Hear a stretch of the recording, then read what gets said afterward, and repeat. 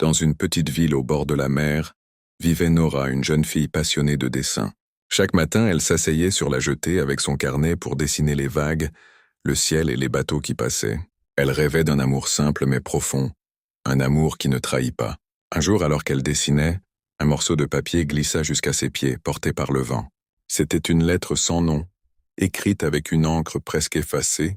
« Je cherche quelqu'un qui écoute mon silence. » Intriguée, Nora garda la lettre. Le lendemain, une autre apparut, coincée entre deux planches de bois de la jetée, puis une autre encore.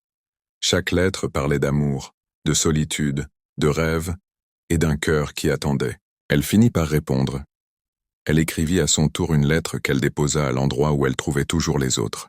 Et comme par magie, une réponse arriva.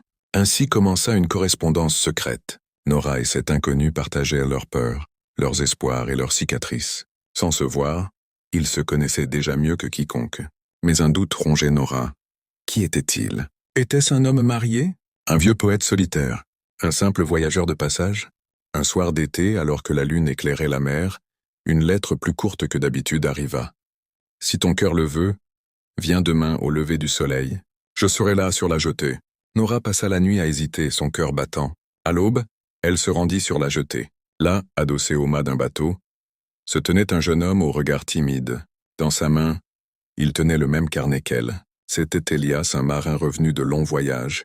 Il avait écrit ses lettres chaque fois qu'il accostait, croyant ne jamais trouver celle qui répondrait. Leurs regards se croisèrent, pas besoin de mots. Ils savaient. Les lettres du vent avaient réuni deux âmes solitaires. Et ce jour-là, le silence entre eux devint le plus beau langage d'amour.